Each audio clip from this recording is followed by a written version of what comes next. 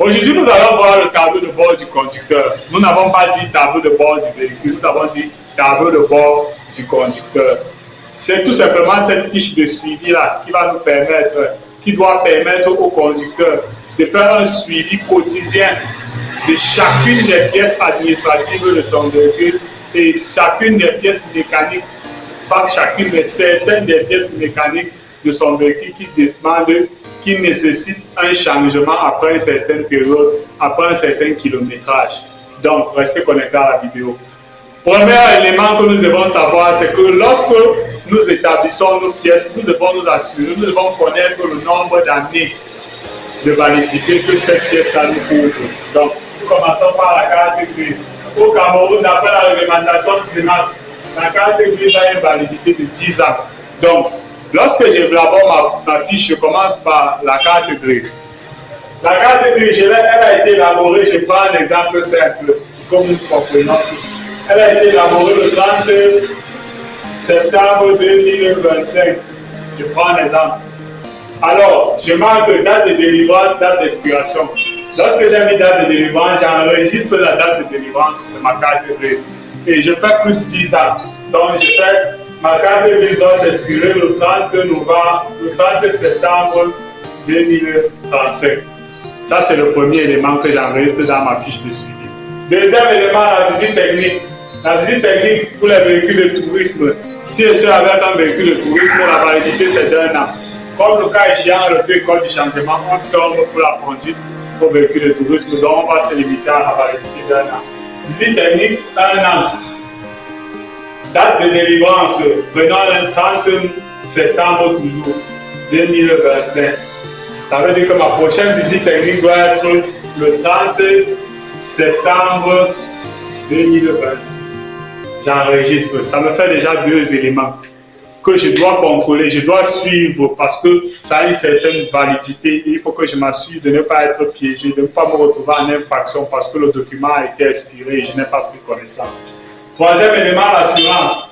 L'assurance aussi, d'après la réglementation qui s'applique en matière de transport routier au Cameroun et en zone CEMAC, elle est d'une durée d'1 an pour les véhicules de tourisme. Donc, elle est en qualification avec la visite technique. Prenons la date toujours du 30 septembre. Si je vais faire le 30 septembre 2025, automatiquement, mon assurance, je dois aussi la renouveler en 2026. On est toujours. Troisième élément. Quatrième élément, maintenant, cela incombe au conducteur, c'est le permis de conduire. Ok, mon permis de conduire a été délivré à quelle date? D'après la réglementation qui s'applique au Cameroun, le permis de conduire a une validité de 10 ans, comme la carte grise. Donc, si j'ai mon permis de conduire m'a été délivré par l'année où j'ai reçu le permis, l'examen, non. L'année où mon permis m'a été délivré, la date de délivrance est toujours mentionnée au verso du permis, date de délivrance, date d'expiration. Les 2 dates sont bien mentionnées. Donc, je prends la date de délivrance encore le 30 septembre 2025. Et cela suppose que mon permis expire le 30 septembre 2035.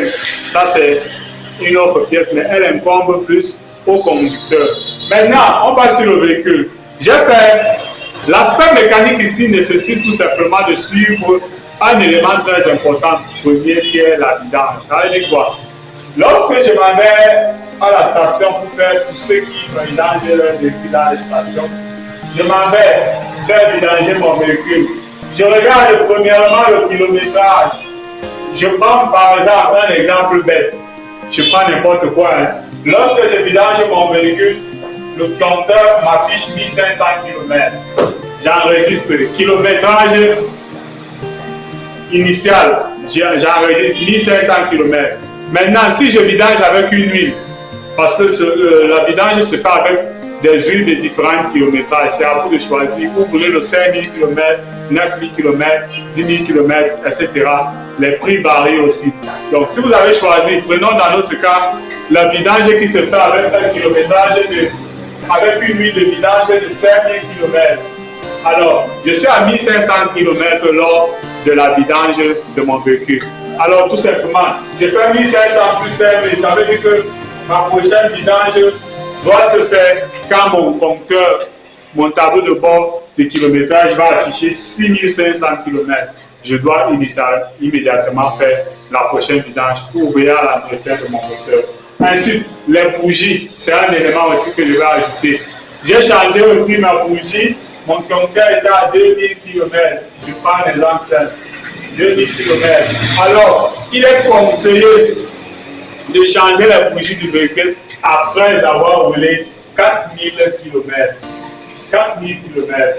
Alors, si j'ai changé mes bougies quand mon compteur était à 2000 km, ça veut dire que si je fais 2000 km plus 4000 km, je dois changer mes bougies lorsque je suis à mon compteur affichera 6000 km.